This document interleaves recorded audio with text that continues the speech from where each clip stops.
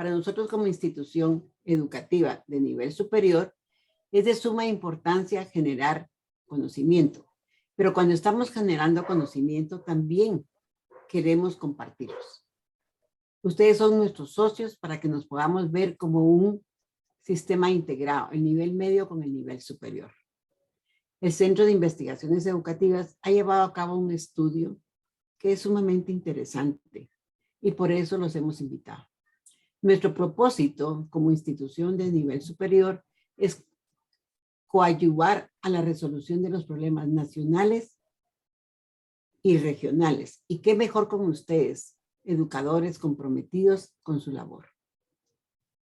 Si queremos formar para el futuro, atendamos los problemas que nos aquejan en este momento. Analicémoslo con ese juicio crítico y busquemos soluciones. La época de pandemia nos ha traído mucha incertidumbre, nos ha traído tensión, ansiedad, aunque ya las psicólogas me van a jalar las orejas por decir que la pandemia, pero sí, la pandemia no lo ha agudizado. Por lo que nosotros estamos buscando tender esos puentes y buscar soluciones. Qué mejor que con ustedes.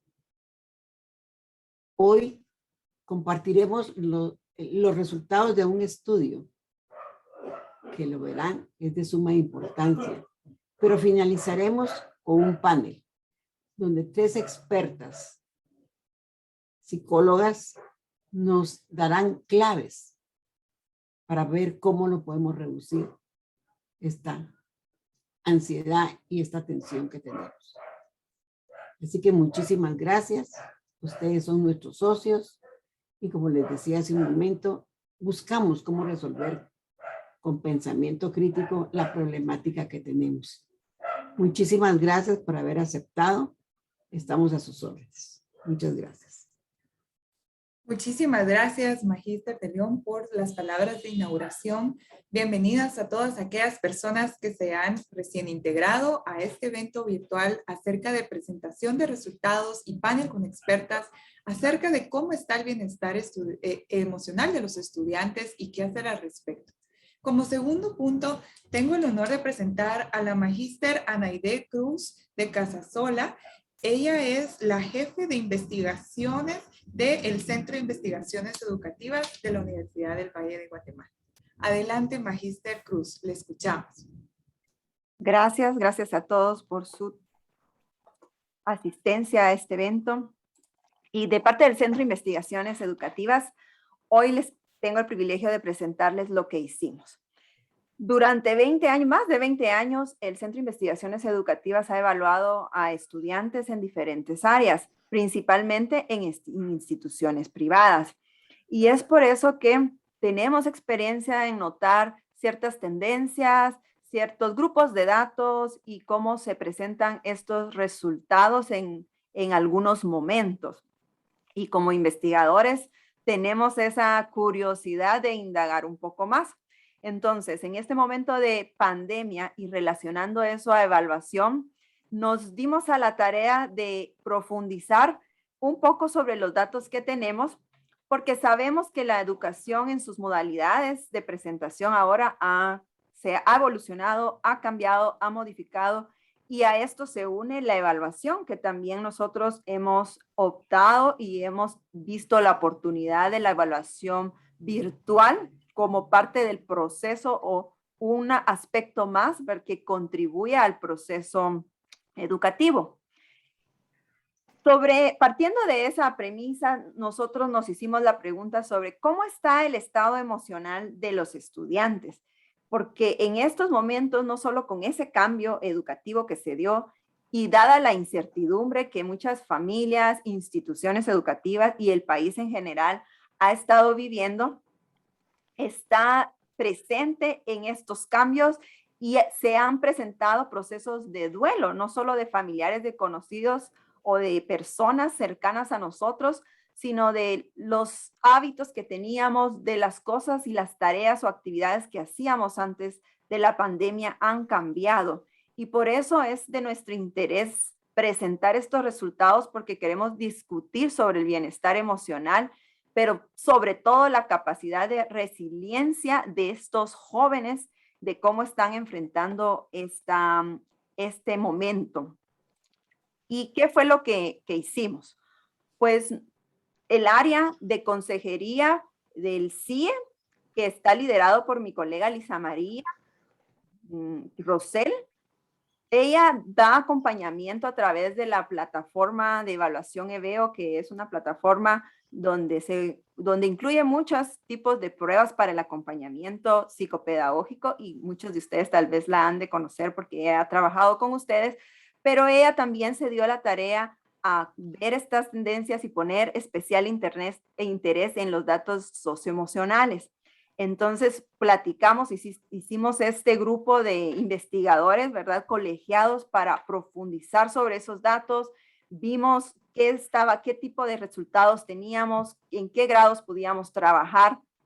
Y sobre eso decidimos obtener datos de los estudiantes de tercero básico, ya que ahí fue donde se notaba un poco más alguna tendencia diferente de los resultados que había estado revisando ella.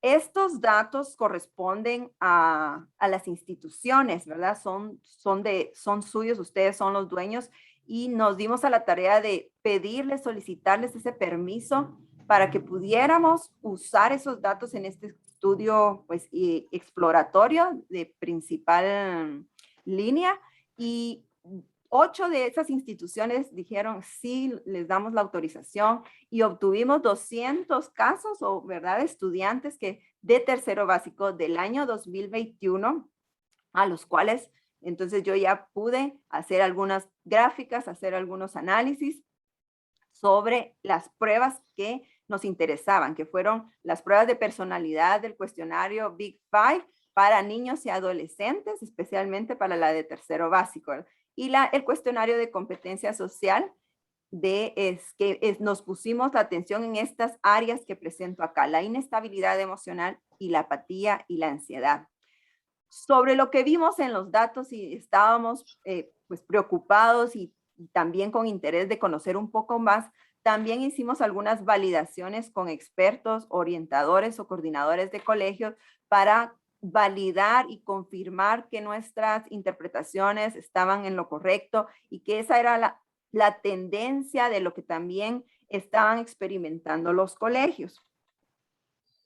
Entonces, quiero resaltar que nuestro objetivo con estos datos que voy a presentar no es diagnosticar, porque todos conocemos que para eso se necesita un proceso integral donde se involucran más personas.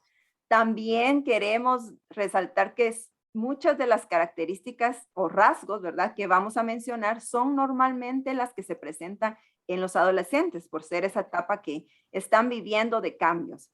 Y entonces nuestro objetivo con este estudio, también parte de este evento, es identificar esas características de vulnerabilidad que con la pandemia se pueden potencializar, se pueden agudizar, para que reflexionemos sobre el estado emocional, socioemocional de los estudiantes. Y por eso hoy después tendremos este panel que está muy interesante, con muy buena información que les va a ser de utilidad. Entonces, ¿qué nos dicen los datos que vimos?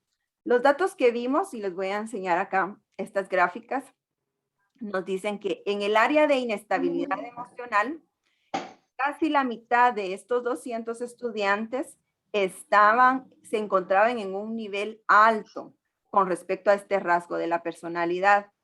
También tenemos un 34% en promedio, ¿verdad? Y algún porcentaje ahí en nivel bajo. Dentro de lo que es la actitud de ansiedad, tenemos a 38% de los estudiantes en un nivel alto de esta actitud, y también hay un 31% en el nivel promedio y 31% en el nivel bajo, igual en esos dos niveles. Y lo que corresponde a la apatía, tenemos a un 45% en el nivel alto, un 20% en promedio y un 34% en nivel bajo. Entonces, ¿qué podemos decir de estos resultados? Del primer rasgo de la personalidad, podemos decir que en este rasgo, la mitad de los estudiantes está demostrando posibles cambios en esta inestabilidad emocional que puede potencializar o agudizarse en cuanto a los cambios de humor, la tendencia a la tristeza y la ansiedad y irritabilidad. Agradeceré si pueden silenciar los micrófonos para que pueda continuar con la presentación. Muy amables, gracias. En general, entonces, estos jóvenes, la mitad de estos jóvenes, y sabemos que esta es una muestra muy pequeña, pero como les recuerdo, el objetivo es resaltar esas características, esos rasgos, para que podamos comentar sobre ellos y estar atentos también en nuestros establecimientos o en sus instituciones acerca de estos rasgos, ¿verdad? En general, entonces, los estudiantes, la mitad puede estar experimentando dificultades para controlar sus emociones. Pierden la calma con facilidad, se pueden mostrar angustiados con frecuencia. En ocasiones, algunos pueden presentar temores y sensaciones de ansiedad. Y todo ello, recuerden que se considera comportamiento normal en los adolescentes, pero es bueno, ¿verdad? Identificarlo para ayudarle y con esas capacidades de autocontrol y así reducir los niveles de tensión para que no se agudicen estos rasgos. En cuanto a la ansiedad, también vemos que 2 de cada 5 estudiantes o jóvenes están en los niveles altos y lo que indica que posiblemente se está potencializando esa tendencia hacia la timidez, el temor ante las relaciones sociales. Los jóvenes pueden mostrarse tímidos y vergonzosos, también con sentimientos de culpa o remordimiento, pues que estén preocupados, se cohíben, ¿verdad? A veces cuando quieren alzar su voz en la defensa de sus derechos o tienden a evitar las dificultades por miedo. Eso es lo que nos dicen estos resultados según, ¿verdad? Los manuales de las pruebas que nos estamos enfocando. Y finalmente la apatía, que 2 de cada 5 también muestran niveles altos de apatía. Podemos decir que estos adolescentes consideran que no les gusta integrarse en los grupos ni participar en las actividades, pero por elección propia. Y prefieren trabajar solos, pueden mostrarse reservados o introvertidos. Estas 3 áreas las elegimos, aunque estas pruebas evalúan más de las áreas, pero la elegimos especialmente porque notamos esa tendencia a la alta, ¿verdad? Y por eso queríamos sacar y compartir estos resultados para que más instituciones se sumen a esto si les es posible y podamos usar sus datos para incluirlos y así pues tener un poco más de estudiantes en esta muestra. Entonces, dentro de las conclusiones podemos decir que posiblemente hay indicios de efectos socioemocionales en los jóvenes por la pandemia, porque estos resultados en ambas pruebas que miden en los rasgos de personalidad y las actitudes sociales en las áreas evaluadas, ¿verdad? Coinciden con las entrevistas o las opiniones de los expertos que sí podría estar la pandemia afectando ese bienestar emocional. A partir, además de la pandemia, se observan indicios de riesgo en esas actitudes sociales. Estas interpretaciones técnicas nos dicen que los jóvenes están eligiendo apartarse de las interacciones sociales o de sus círculos más cercanos donde ellos conviven. Pueden estar retraídos, los que les comentaba, todas las características que les comenté con anterioridad. Y hay que tener ojo en eso porque es un estado de riesgo, ¿verdad? Lo estamos viendo como esa forma. Finalmente, les queremos dar algunas recomendaciones basados en estos pequeños datos. Primero, que necesitamos más datos socioemocionales de los estudiantes. Queremos abrir espacios de diálogo, dar soluciones, pero más que todo con esos datos se puede planificar una estrategia de atención, no solo a estudiantes, sino a sus familias, pero también creemos conveniente que a nivel nacional se necesitan este tipo de datos y evaluaciones que puedan dar información. Posiblemente, si estas evaluaciones se están dando, van a servir para diagnósticos en las instituciones educativas internos, para tomar decisiones específicas sobre el estado socioemocional de los estudiantes. Y también sabemos que con estos datos lo que nos ayuda es crear estos espacios para reflexionar y poder ponerlos a ustedes en una posición de decir, preguntarse, ¿estamos teniendo estas características de nuestros jóvenes actualmente? ¿Qué podemos hacer con el cuerpo docente? ¿Qué podemos hacer con los grupos directivos? Y a eso va la tercera recomendación, que podemos aumentar la capacidad institucional para abordar estos temas. Actualmente hay una diversidad de talleres, de webinars, de material informativo a los cuales pueden acceder y que pueden darles orientaciones de ese plan de recuperación o plan de apoyo institucional en esta área socioemocional, con el objetivo de atender mejor a la población que ustedes reciben y así contrarrestar los efectos adversos que la pandemia podría estar causando. Muchas gracias. Muchísimas gracias, magistra Naide, por la presentación de resultados. Tenemos dos dudas muy puntuales acerca de lo que acabas de presentar. Deseo consultarte si deseas que le demos lectura para que pueda responderlas o lo hacemos al final. No, de una vez podemos ir avanzando en eso. Aquí nos dice Luisa Ayala, gracias por su presencia. ¿Hay alguna referencia de los datos previo a la pandemia para profundizar en la variación? Lamentablemente, esa es una de las limitantes. Antes de la pandemia no tenemos creo que un grupo reducido en el 2020, me parece, pero es muy reducido. Y lo que hicimos es por eso validarlo con expertos, porque es el ojo y la experiencia lo que nos puede decir, podemos poner atención en esos riesgos potenciales, pero sí nos hubiera gustado que estos datos se tuvieran de años anteriores. Lamentablemente no lo tenemos. Los datos de la muestra son sobre colegios primariamente en línea o híbridos. Tal vez ahí me ayudaría Lisa Rosell, ¿verdad?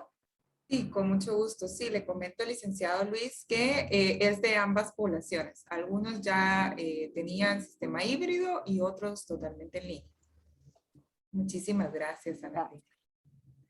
De igual manera, los invitamos a todos a que puedan ir dejando sus preguntas vía el chat para que podamos darle lectura más adelante. De esta manera, pues tengo el honor de pasar al tercer punto y presentar a nuestras panelistas de esta tarde, todas doctoras en psicología, y las nombraré según ellas pues nos presentarán también estos temas tan interesantes de ahora que ya conocemos estos datos y otros relacionados, ¿qué podemos hacer al respecto? Así que tengo el honor de presentar a la doctora Analicia Cobar. Ella es la directora de posgrados y maestrías en psicología en la Universidad del Valle. También a la doctora Patricia Rodas, que ella es la encargada de la unidad de bienestar estudiantil también en la universidad, y a la doctora Sara Estrada Villalta, directora del Departamento de Psicología. Adelante, doctora. Será un placer escucharlas. Muchísimas gracias por la presentación y gracias a todos por su presencia en esta tarde y en este espacio para compartir acerca de este tema tan importante. En nombre del Departamento de Psicología de la Universidad del Valle, les agradezco por estar aquí. Y nosotras, mis colegas y yo, vamos a discutir un poco acerca de cómo entender en contexto tanto local como global los resultados que están emergiendo con respecto al bienestar de todas las personas, en este caso de los adolescentes, en esta situación tan especial que estamos compartiendo los seres humanos, que es la pandemia. El tema del bienestar psicológico es algo que está tan en la boca de todos, que de hecho el año 2020 fue llamado el año de la psicología, ya que todas las personas tenían muchas preguntas acerca de qué tipo de impacto psicológico estaba teniendo o iba a tener esta situación que nos ha cambiado la vida. Desde la psicología definitivamente estábamos preparados para dar una respuesta, para comenzar a atender estos temas, ya que el ideal de nuestra ciencia es la promoción de la salud y la salud mental y el bienestar en general. Ese es el ideal por el que trabajamos. Todas nuestras investigaciones, todas nuestras intervenciones tienen el objetivo de tanto comprender estos procesos como también promover el bienestar. Y es importante entonces empezar a reflexionar acerca de qué es lo que entendemos con salud mental.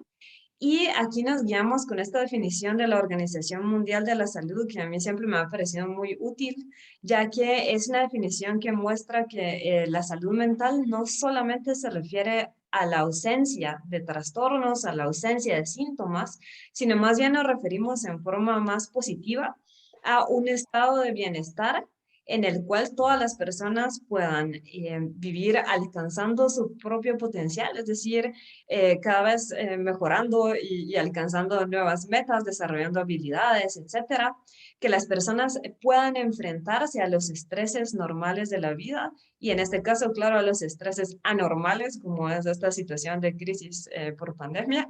Sabemos que ninguna vida es tranquila, sino que más bien todos enfrentamos todo tipo de estreses y amenazas, pero la salud lo que implica es que podamos afrontarlas y superarlas.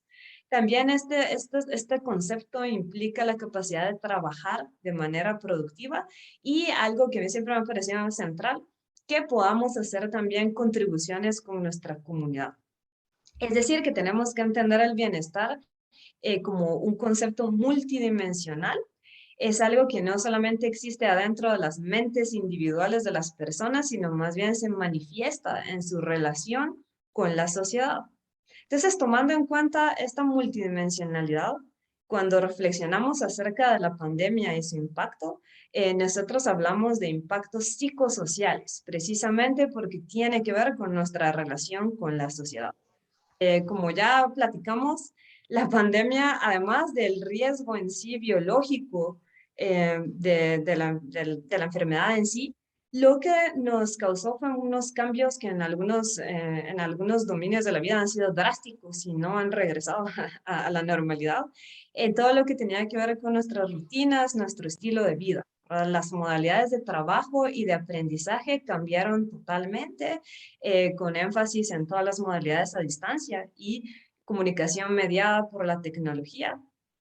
Muchísimas personas alrededor del mundo se han visto afectadas por pérdidas de sus trabajos, de sus puestos de trabajo y en algunos casos de las fuentes de ingresos que los sostenían, lo cual ha implicado dificultades financieras severas. Eso creo yo que lo estamos viviendo en Guatemala en estos momentos, se puede ver con mayor claridad todos los efectos económicos y más que todo en la economía familiar. Y además de eso, en muchas familias están experimentando duelos por pérdidas de seres queridos debido a la enfermedad o por otros temas asociados con la crisis. También hay duelos no solo por pérdidas, sino también por cuestiones como cambio de planes, ahora pérdida de metas, de sueños, de planes que tenían las personas, también eso causa duelo. Hay algunas personas que ya estamos registrando secuelas físicas y psicológicas posteriores a haberse recuperado de coronavirus y eso también cambia muchísimo el ritmo de la vida. Y por supuesto, viviendo en Guatemala no podemos dejar de mencionar que las políticas y mensajes oficiales a los que hemos sido expuestos muchas veces son confusos e inconsistentes. Entonces eso nos ha llevado a experimentar esta crisis con un poco más de ansiedad a todos. Y tomando en cuenta entonces la contextualización de la situación, ya sabemos que la intensidad y los tipos del impacto psicológico y en el bienestar va a depender muchísimo entonces de cómo es nuestro entorno. Es decir, cuestiones más macrosociales como cómo son las políticas oficiales de manejo de la pandemia y qué tanto acceso a recursos hay para el afrontamiento de la situación, son los que definen qué tanto vamos a ser afectados por esta situación. Por ejemplo, si hay recursos materiales como un sistema de salud confiable o la ausencia de él, y también recursos simbólicos como acceso fácil a información confiable o ausencia de dicha información. Por ejemplo, en Guatemala hemos estado viviendo los efectos de la desinformación y de todas estas campañas de información falsa que también nos confunden y nos impactan. Entonces, para mostrar cómo importa el tema del contexto, Uno de los estudios más interesantes que he visto yo acerca de los impactos psicosociales publicado recientemente, fue en el contexto de Nueva Zelanda. Este país, como todos seguro recordamos, es uno de los países que es un modelo en el buen manejo que tuvieron de la pandemia. Fue uno de los países que llegó a controlar el número de contagios más rápido. De hecho, tuvieron meses en donde reportaron 0 contagios, lo cual es impresionante si lo comparamos con otras cifras. Y resulta que en un estudio que sí comparó las actitudes previas a la pandemia y luego cuando ya había iniciado todas las políticas de aislamiento y de medidas de prevención, encontraron interesantemente que la pandemia de hecho aumentó la confianza de las personas en la ciencia, aumentó su confianza en su gobierno, en sus instituciones como la policía, que era la encargada de reforzar todas las políticas, e incluso reportaron un mayor patriotismo. Por eso lo podemos contrastar seguramente con nuestra experiencia local. Y en lo que tenía que ver con el bienestar psicológico puramente, en Nueva Zelanda sí se reportó un aumento en el estrés, pero fue ligero, realmente solo asociado con la adaptación a los cambios. Pero ellos observaron algo interesante. Hubo un aumento en el sentido de comunidad, es decir, en la sensación de vinculación con otros en su país. Y eso estuvo relacionado con una reducción en el estrés. Es decir, entre más sensación de apoyo social, menor fue el estrés de las personas. Y ninguna persona reportó cambios significativos en su percepción de su salud física o en su satisfacción con la vida. Es decir, en ese contexto asociado a las características sociales, realmente se ha vivido esto bastante tranquilo. Como contraste, también podemos ver este otro estudio que también fue publicado el año pasado. Este fue realizado en China, uno de los países donde se inició a reportar todo esto de la pandemia, ¿verdad? Como sabemos.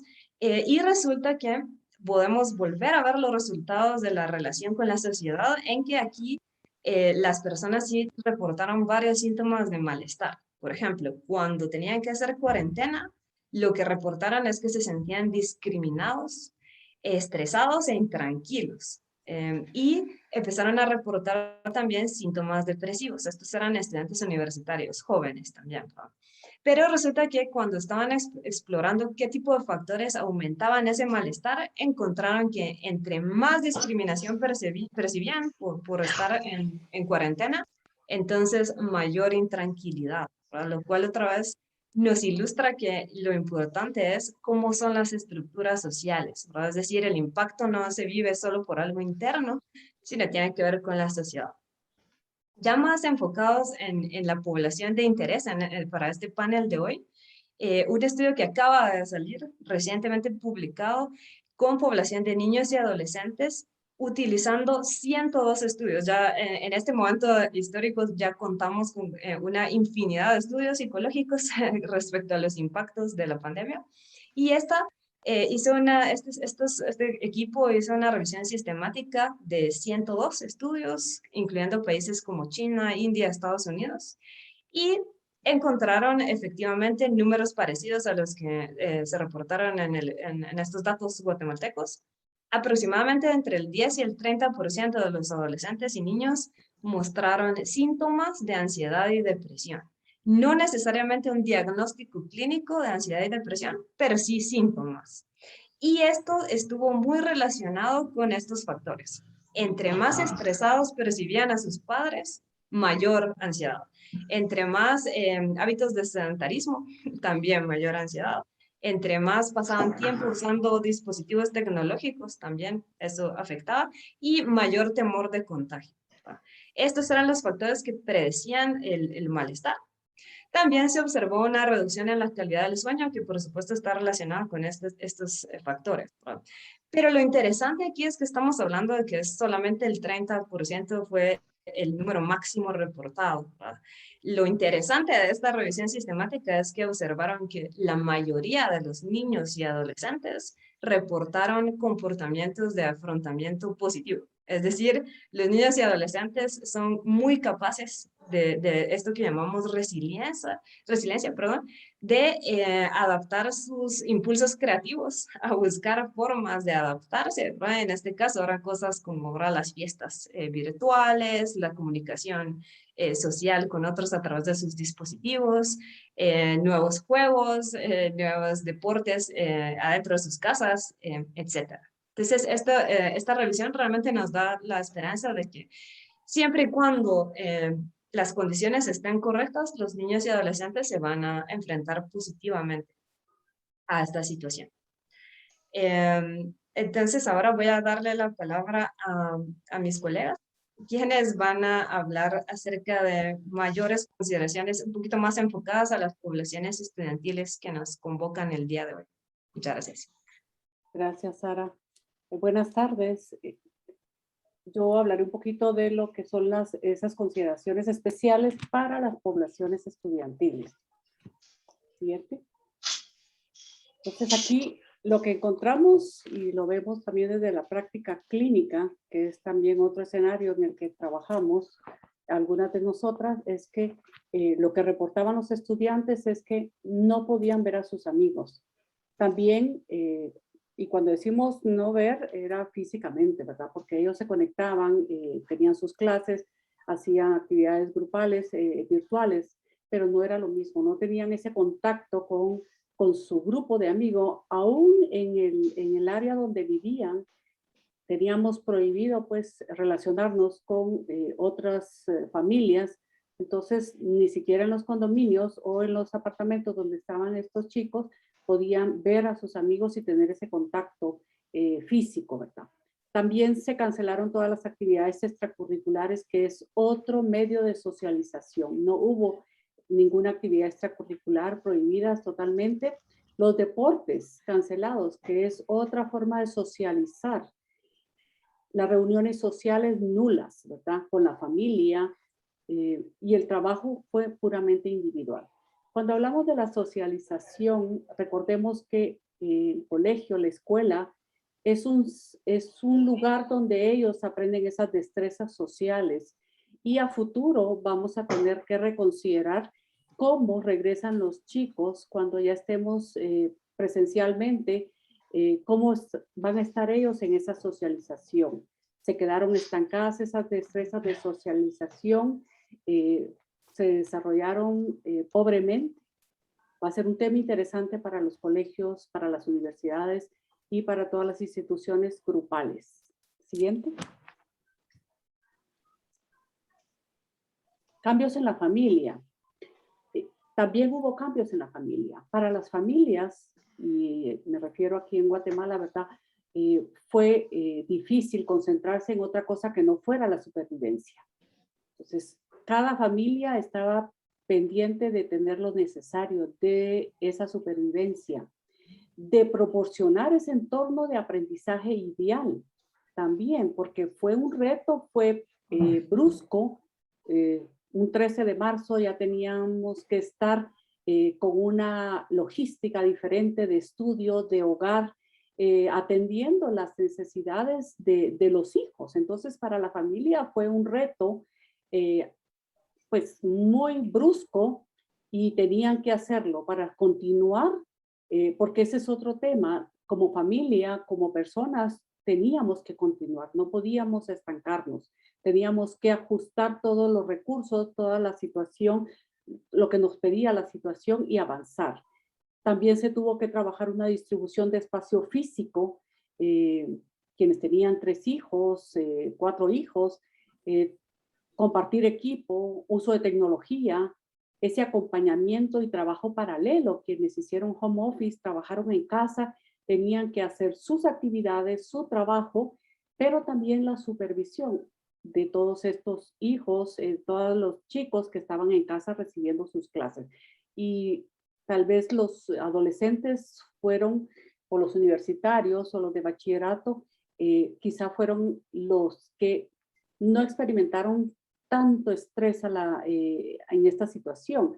Pensemos en los preescolares, que no me imagino cómo fue esa educación paralela. Trabajo yo y trabajando mis hijos en una educación virtual. Mucho reto. Siguiente. Cambios en el ámbito escolar. Y aquí es donde también encontramos otros grandes cambios y ustedes dirán que quizá hay muchos más de los que vamos. La salud del estudiante. Hubo preocupaciones durante el tiempo de pandemia, ¿verdad? También el desempeño académico del estudiante. Encontramos que íbamos a enfrentar diferencias en el aprendizaje. No es lo mismo un aprendizaje presencial a un aprendizaje de forma virtual o híbrido cuando ya nos movimos a un modelo híbrido. Y aquí es donde ese rendimiento va a ser otro tema a considerar en los siguientes años académicos, ¿verdad? ¿Cómo quedó ese aprendizaje? ¿Se estancó? ¿Evolucionó? ¿De qué forma evolucionó? Y también la salud del personal. Recordemos que esto, cuando hablamos de los adolescentes, de los niños, de los universitarios, todos ellos se tuvieron que acomodar a esa realidad, pero el personal docente también, el personal administrativo también. Entonces, estos cambios también nos afectaron a los adultos. Entonces, son preocupaciones reales. Y acciones, pues se requirieron acciones, ¿verdad? Como dice este estudio del 2021, donde se tuvieron que revisar políticas escolares, posiblemente ajustes, adecuaciones, preparar respuestas en cuanto a las preocupaciones que cada una de las familias presentaba sobre qué hacer con sus hijos y también del personal, ¿verdad? Hubo cambios, hubo reajuste también en toda la parte organizativa de las instituciones educativas y también se realizaron ajustes en el trabajo realizado también por los orientadores escolares. De hecho, en marzo del 2021, yo fui una de las participantes que trabajamos con los orientadores de qué implicaba ese trabajo de orientadores de forma virtual. ¿Qué podíamos hacer los orientadores? Nosotros como orientador, yo como orientadora de la Universidad del Valle, moverme a una consejería virtual, a la telepsicología, que también hay muchos estudios porque son ajustes que se tuvieron que hacer. Entonces, sí, este estudio y muchos más reportan esos ajustes forzados, pero se tuvieron que hacer y seguramente los orientadores escolares tuvieron que adecuarse a esta demanda. Siguiente. Las realidades actuales del aprendizaje. Bueno, con ese aprendizaje virtual híbrido, vinieron serie de desafíos para todos los estudiantes. No es fácil movernos de un modelo a otro. Y aquí quisiera hacer un énfasis en el siguiente párrafo, ¿verdad? Los estudiantes que estaban con problemas de aprendizaje, que enfrentaban retos en su aprendizaje o problemas de salud mental, enfrentaron mayores retos y quizás se exacerbaron síntomas y algunas situaciones de mucho reto para ellos como estudiantes viviendo una realidad muy diferente. Algunos se beneficiaron, les puedo decir, pero otros, su rendimiento académico se vino para abajo porque no fue lo mismo para ellos. Siguiente. ¿Qué más hacer? Bueno, fue necesario que los profesionales, todos nosotros de salud mental en instituciones educativas, continuemos preparándonos para abordar esas preocupaciones, tanto del personal escolar como los padres de familia. Hay preocupaciones, hay consultas constantemente, entonces teníamos que preparar. Hola, ahí está, dice que tiene 20 minutos de estar con el carro apagado. Porque no se... ¿Qué pasó con los psicólogos o los orientadores escolares? También adaptar sus servicios en función de las preocupaciones particularmente que se relacionaban con lo que implicó esa pandemia. Niños con trastorno del sueño, niños con ansiedad, una dinámica familiar también diferente y muchos temas más. Siguiente. Continuará mi colega Annalicia. Muchas gracias, Patti. Y nos vamos a estas oportunidades de aprendizaje que hemos estado reflexionando y aprendido de estos adolescentes. Y quisiéramos también ver este lado tan positivo del adolescente, esta persona alegre, creativa, innovadora, que nos puede dar respuestas a muchas de estas preguntas que tenemos, pero que a pesar de esto no está al margen de la realidad. Está en este contexto y vemos con lo que mis antecesoras han dicho que están al día y con todo el acceso a la información que hay, a veces más que los adultos. Entonces, hicimos aquí un resumen de estas oportunidades de aprendizaje y de reconocer estos momentos duros por los que han pasado nuestros adolescentes. Reconocer el duelo que experimentan y este duelo, esta pérdida que está traducida en muchas maneras.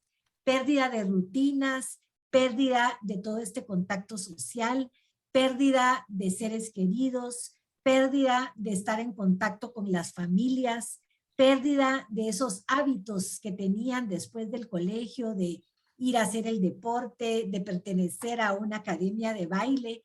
Entonces creo que son muchas pérdidas que todavía siguen procesando, porque esta incertidumbre va y viene y a veces creemos que ya vamos un poco más hacia la normalidad y de repente viene este bajón. Luego, entender que estas situaciones difíciles que se han atravesado potencian otras situaciones que ya existían. Cuando lo pensamos en desastres naturales, decimos hay un desastre sobre otro desastre. Y entonces toda esta vulnerabilidad, adolescentes que tal vez ya tenían síntomas depresivos, problemas alimentarios, ansiedad, viene todo este efecto que estamos viendo de la pandemia y solo exacerbó, potenció algo que ya existía. Y en otros dicen apareció, pero recordemos lo que decía la doctora Estrada, pueden ser simplemente síntomas, pero no un diagnóstico como tal. Luego, al pensar en estas situaciones difíciles, muy importante ver que hay situaciones que sí se pueden cambiar, pero hay otras que permanecen. Y eso muchas veces no se habla. Y necesitamos tener estas pláticas con los adolescentes. Y también entender que no todo tiene solución. Hay cosas que estamos aceptando que así son, pero que no las podemos solucionar. Y es ahí donde se han hecho todos estos ajustes. Y el aprender a adaptarnos eficazmente a todas estas situaciones difíciles que para muchos han sido un trauma, un estrés, eso es a lo que llamamos el ser resiliente. Siguiendo con el adolescente, también reconocer que hay un patrón propio de la manera en que se va a recuperar. Y eso va a depender de su capacidad intelectual, su estilo cognitivo, variables neurológicas y emocionales, su estilo personal y todos estos aspectos psicológicos, por ejemplo, cómo soluciona conflictos, cuál es el estilo de afrontamiento, cómo están sus habilidades sociales, cómo es capaz de adaptarse a nuevas situaciones. Y recordar también que las recaídas, porque hemos visto esto en los colegios, en los adolescentes, en las familias, hay recaídas, pero la idea es verlas como parte de esta recuperación a la normalidad que estamos aprendiendo a vivir. Entonces, no verlo como un retroceso, sino que sí puede haber caída, pero otra vez levantarnos y recordándonos de la resiliencia que sabemos que podemos otra vez tomar un ejemplo de lo que ya hemos hecho y seguir adelante. Promover esta creatividad que nos deja admirar en los adolescentes, estas nuevas formas que nos han enseñado a cómo conectar y tener también el ojo puesto en que esta resiliencia se va desarrollando a través del tiempo. No es de la noche a la mañana y va al ritmo de cada uno. Ahora, ¿cómo vamos a promover esta resiliencia? Uno, comunicar que no está solo en este proceso, que está acompañado con quienes cuenta, cuál es esa red de apoyo que tiene el adolescente. Abrir espacios para que pueda expresar qué piensa, qué siente, qué dudas hay, a veces hay mala información y sobre todo la disponibilidad, ¿verdad? Estamos aquí, estamos presentes, disponibles para ustedes, que sientan que estamos ahí con ellos. Número 2, se vale sentirse incómodo. y sabemos que todo esto ha hecho que se sientan muy incómodos. Entonces, un ejemplo es reconocer la sobrecarga. Sabemos que está la fatiga virtual y que cada vez la hemos visto aumentada, y una de las consecuencias, como lo decía la doctora Rodas, los problemas de sueño, ¿verdad? Esa carga que hay con la tecnología. Normalizar las emociones es otra manera de apoyar, y hemos visto también que la ansiedad es una función normal y saludable porque nos alerta ante los peligros y nos ayuda a protegernos. Y acuérdense que este es un continuo, ¿verdad? Entonces, la mayoría de veces podemos estar danzando en medio, y hay momentos en que podemos llegar a estos extremos, pero también puede ser algo que nos ayuda a funcionar. La número 3, apoyarlos a que diseñen un programa de autocuidado. ¿Cómo me estoy cuidando? Y algunos aspectos en la parte social, los pares, los amigos. Acordémonos que están en esa etapa en que los padres pasan a un segundo plano y lo más importante es pertenecer. Y qué difícil pertenecer si no nos estamos viendo, si no estamos conviviendo, y lo único que tenemos es los dispositivos para poder ver cómo conectamos. La parte física, que creo que se ha ido retomando un poco ya, el deporte, la alimentación y el sueño. Una vez comenzaron con hábitos otra vez y de levantarse para estar en la pantalla o ahora para ir al colegio, creo que eso está ayudando muchísimo. Las actividades familiares, que creo que las esperan con ansia muchos de ellos, porque el fin de semana es el momento en que se puede hacer algo diferente fuera de estar en la pantalla. Y en la parte escolar, esta distribución de actividades que también han reportado que lo sienten eterno, porque el receso se vuelve quedarse en la pantalla para poder hablar con los amigos o hablar con el profesor sobre alguna duda, y luego se termina y hacer tareas y siguen en la pantalla. 4, tomar el control de la situación. Creo que cuando hay mucho que sentimos que no está en nuestro control, qué importante es poder tener metas realistas, pequeñas, que nos permitan ver el avance. Y en el momento, enseñarles, y para esto tenemos que hablarles y tenemos que crear estos espacios, hacer un plan con intención para volver a recuperar ese bienestar que se pierde, y que ellos aprendan a reconocer su termómetro de cuando ya hay señales que vienen en picada, el poder pedir ayuda. Sentir, nombrar, expresar y aceptar las emociones. Y aquí les pongo yo a sus órdenes todas las artes expresivas, ¿verdad? Cómo no solo con la palabra, que puede ser que algunos no sea el mejor canal, pero pueden escribir, pueden hacer algo con plasticina, con barro, pueden dibujar, pintar, fotografiar imágenes que puedan expresar cómo se sienten, hacer un collage, el movimiento, los que bailan, los que están en esas academias que tal vez han dejado de bailar, con un movimiento exprese cómo se siente, entre otros que ellos también nos podrían ir ofreciendo. Otra de las medidas es ayudar a los demás. Creo que no hay nada que nos rescate más de lo que nosotros tenemos o consideramos problema como el apoyar a otros. Entonces, muchas veces el que un compañero ayude a otro que está teniendo alguna dificultad con alguna de las clases, va a apoyar no solo al que lo necesita, sino que al que lo está brindando. 7, todo cambia y los tiempos difíciles son finitos. Creo que hay una sensación, la percepción del tiempo ha variado muchísimo, ¿verdad? Entonces, el poder ayudar a que sepamos que esto también va a pasar y hacer un balance entre las cosas positivas, porque sí han habido aprendizajes y nos hemos fortalecido, hemos aprendido nuevas competencias, como también reconocemos las áreas que han sido difíciles. El tener estas distintas miradas ante las situaciones, el poderlo compartir con otros compañeros, ya sea híbrido, los que están en el colegio y los que están en la pantalla, pero cómo ha sido este balance y cada uno compartir cómo lo ha vivido. Y recordar esas experiencias exitosas previas que ayudan a alentar a lo que viene. 8, protegerse de la información, que creo que ese ya lo mencioné. ser amable contigo mismo, ¿verdad?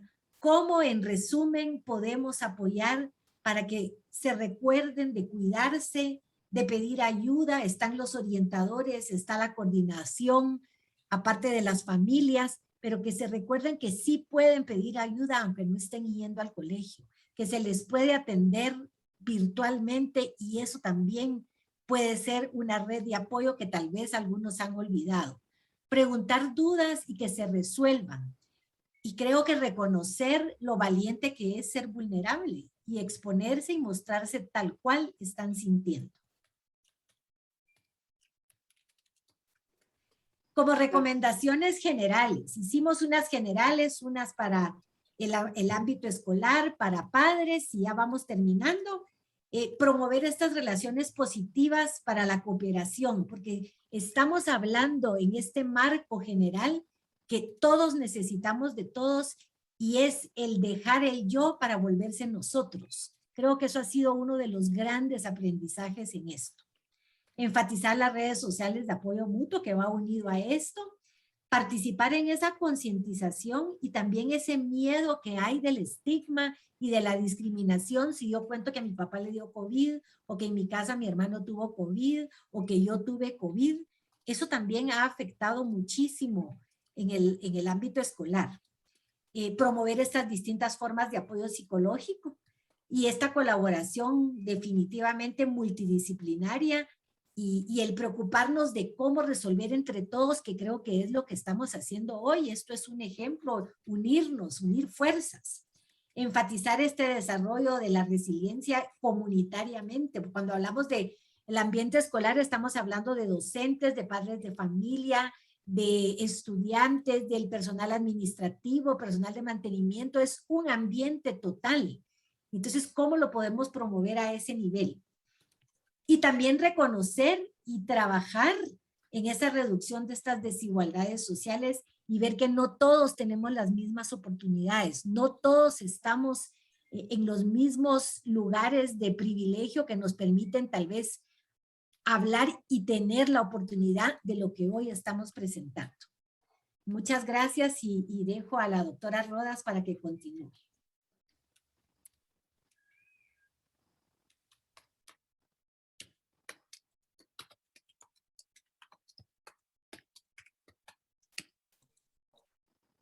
Muchísimas gracias, doctoras. Solo, doctora Rodas, tiene su micrófono apagado. Perdón. Gracias. Las recomendaciones para los estudiantes, quizá ya las conocemos y hemos practicado muchas de ellas y solo vamos a hacer una breve lista de algunas de ellas. Las estrategias prácticas para esa salud mental, ¿verdad? Porque ellos deben de aprender a manejar esas nuevas demandas, adaptarse a los retos actuales. Y para los estudiantes que luchan con desafíos de salud mental y retos en el aprendizaje, apoyo para que puedan navegar por ese mundo virtual con la menor cantidad de estrés y ansiedad. Ajustar ese currículum, esa educación a esta nueva modalidad que requiere otro reto y otras destrezas. También apoyo para ese aprendizaje diferente, quienes aprenden de forma diferente, ¿verdad? Y la orientación necesaria a las familias para apoyar en casa.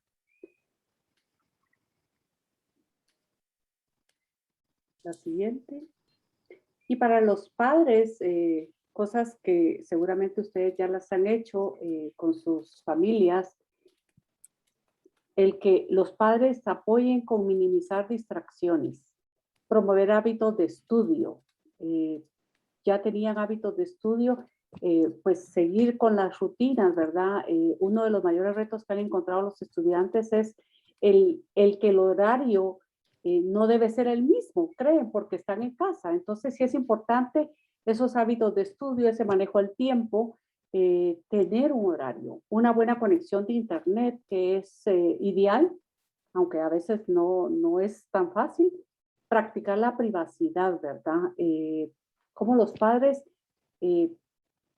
respetar ese espacio de estudio de sus hijos, ¿verdad? El no estar constantemente con los estudiantes, con los chicos, ¿verdad? para ver si respondieron bien, si no respondieron. Entonces, todo esto es importante. Facilitar la comunicación. Comunicación súper importante. A pesar de que están conviviendo más tiempo ahora, a veces la comunicación no es la ideal. Entonces, sí es importante. Y recordemos esto, los estudiantes presentan una variedad de problemas, historias de vida y desafíos. Son únicas cada una de esas historias de vida. Siguiente. Y la reflexión con la que ya vamos a ir cerrando es recordar esa creatividad, ¿verdad? Para encontrar enfoques que puedan reforzar esa confianza con los estudiantes y también para que ellos hablen de esas experiencias de vida únicas de cada uno. Muchas veces tenemos a cada uno de nuestros chicos detrás de la pantalla y no sabemos qué está sucediendo en sus familias, qué han vivido. Entonces, sí, validar cada historia de vida que son únicas. Reconocer que cada familia ha tenido una experiencia diferente. Gracias. Sí, en conclusión, muchísimas gracias, estimadas doctoras, colegas. En conclusión, pues sabemos que esta pandemia presenta retos importantes, pero como nos dijeron, en realidad, como mencionamos, los impactos no son necesariamente solo debido a la pandemia, sino más bien a cómo la pandemia se desarrolla dependiendo de nuestras estructuras familiares, sociales, económicas, políticas, etcétera. Es por eso que en realidad no podemos culpar a la pandemia per se por lo que estamos observando, sino más bien es la vulnerabilidad que existía previamente. Así como la doctora Analicia mencionó la analogía con los desastres naturales, ¿cuál es la diferencia entre una tormenta y un desastre natural? Las estructuras que existen para enfrentarla. Eso realmente es. El fenómeno natural es el mismo, pero las estructuras que tengamos para afrontarlas son las que van a determinar si es desastroso o no. Es lo mismo con la pandemia. Entonces tenemos que entender que son aquellas poblaciones más vulnerables quienes van a enfrentar más retos, pero con la población estudiantil, la creatividad y los vínculos de apoyo son recursos muy importantes que estamos observando que ayudan para que se adapten y lo afronten de manera positiva. Definitivamente estamos de acuerdo con quienes presentaron los resultados anteriormente de que necesitamos seguir observando sistemáticamente los impactos para seguir comprendiendo la situación. Y definitivamente desde nuestra perspectiva es muy importante que toda la sociedad se comprometa con que haya mayor accesibilidad a los distintos servicios de apoyo. Es decir, no necesariamente solo terapia individual, sino también grupos de apoyo, consejería, discusión, diálogo. Y por último, queremos reiterar que aunque nuestra postura es no queremos patologizar en exceso a los adolescentes, ¿verdad? Creemos que están adaptándose ante los retos. De todas formas, si en algún momento tanto los docentes como padres de familia como los mismos adolescentes reportan sentimientos abrumadores que no les permiten continuar con sus actividades diarias, entonces ahí recomendamos fuertemente que se busque un apoyo profesional porque en estos casos es donde más se puede apoyar. Muchísimas gracias y con esto concluimos. Excelente, doctoras. Muchísimas gracias por este valioso panel. Creo que dentro de él firmemente pues nos estaban dando ya las respuestas a algunas de las preguntas que nos hacían nuestros invitados de honor a través del chat, que era precisamente qué sugerencias o qué actividades podían dar tanto a docentes como a padres de familia y a estudiantes, tanto para regresar de forma presencial o híbrida. Creo que ya dentro de las recomendaciones que daban en cada uno de estos sectores anteriormente, pues está bastante la respuesta a esto. Y tenemos una tercera interrogante que nos dice qué efecto tiene la constante supervisión de parte de los padres sobre los docentes en la pandemia. Si nos pueden abordar un poquito más acerca de esto, para luego pues pasamos al cierre. Muchísimas gracias. Pues voy a empezar yo, pero creo que mis colegas van a poder apoyarme mucho más. La verdad es que yo soy docente también y yo estoy preocupada por los docentes. Como docente, personalmente, pienso que definitivamente ese es un efecto nuevo, es un fenómeno distinto. Los docentes no estábamos acostumbrados a tener como audiencia a los estudiantes y a los papás al mismo tiempo, como estas tecnologías han permitido. Yo lo único que quisiera decir es que es importante para todo el equipo de las instituciones educativas validar y reconocer el cansancio y también el posible, la vulnerabilidad a un burnout en los docentes, ¿verdad? Porque si los docentes están sufriendo, entonces es muy posible que eso se traslade también a los estudiantes. Así que, sinceramente, lo que quiero decir es que es muy importante darle apoyo a los docentes, incluyendo principalmente, diría yo, tiempo de descanso. Eso creo yo que es más que realmente dar tantos tips psicológicos, lo que necesitan los docentes es también su tiempo de descansar. Gracias. Sí, creo que ahorita que oí a Sara, sería maravilloso porque la pregunta era cómo hacer con esta intrusión tal vez de los padres de familia con los docentes, y no tengo experiencia como docente de colegio, solo de universidad, y que creo que sí es diferente, pero creo que yo al final del año haría como una invitación de un acto a reconocer a todos los docentes por este trabajo que han hecho, porque han tenido que desarrollar o ejercitar otras competencias, como cuando uno va al gimnasio por primera vez que le duele todo, ¿verdad? Y que dice, ay, ya no aguanto, no aguanto, y sigue, y sigue, y sigue, y después se le olvida el dolor. Yo creo que eso ha pasado como docente. Hemos tenido dolores de crecimiento. En lo personal he aprendido de tecnología lo que nunca había aprendido por la necesidad, pero eso ha significado más tiempo, más energía, otra cosa más paralelo al quehacer que como docentes se tienen. Entonces, no estoy segura que tanto los padres de familia están conscientes de todo el esfuerzo que se ha hecho del lado de los colegios y escuelas con los docentes. Y creo que sería maravilloso poder unir a los dos grupos, porque también reconocemos lo que ha sido para los padres de familia. El trabajar y estar viendo al niño, el aprender también de tecnología cuando tal vez no sabía mucho de tecnología, pero lo tenía que hacer para acompañar a mi hijo. Entonces, ambos grupos tienen ese reconocimiento y creo que al haber esta comunicación podrían entenderse mejor los esfuerzos que se hicieron en ambos lados.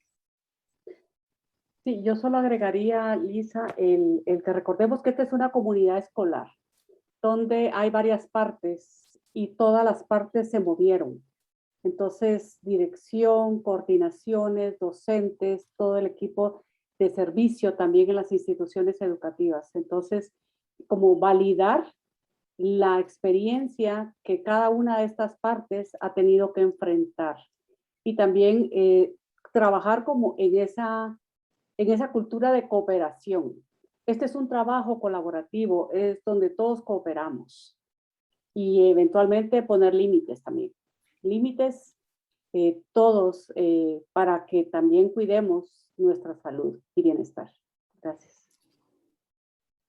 Excelente, muchísimas gracias a todas por sus respuestas y por la permanencia. Y para pasar a nuestras palabras de cierre, agradeciéndoles nuevamente a todos el poder estar por acá todavía conectados, tengo el honor de presentar al magíster Jorge Andrés Gálvez Sobral, director del Centro de Investigaciones Educativas de la Universidad del Valle.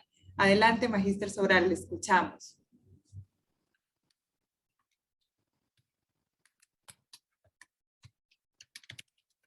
No se le escucha, licenciada.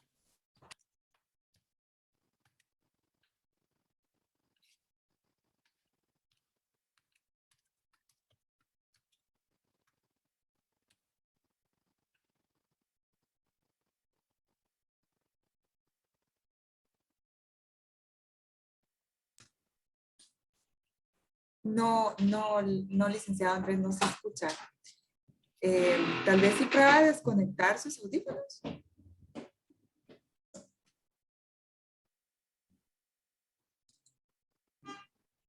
¿No? Ok. ¿Me escuchan? Sí, ya le escuchamos. Sí, los audífonos. Pues nada más. Porque ahorita estoy ya. estamos sobre el tiempo, entonces nada más quiero ser muy breve agradeciéndoles el tiempo a todos los que están conectados todavía. Para nosotros es un honor compartir la información con todos los aquí presentes. Nosotros hacemos investigación, hacemos evaluación y lo que queremos es que los datos se utilicen. Por eso nos encanta hacer este tipo de reuniones con otras unidades de la universidad, en donde podemos todos realmente aprovechar la información. Estos datos que se presentaron realmente salen de ustedes. Nosotros escuchábamos por el trabajo que hacemos los comentarios de coordinadores, de docentes, de directores, con la preocupación que tenían por el estado emocional de los estudiantes.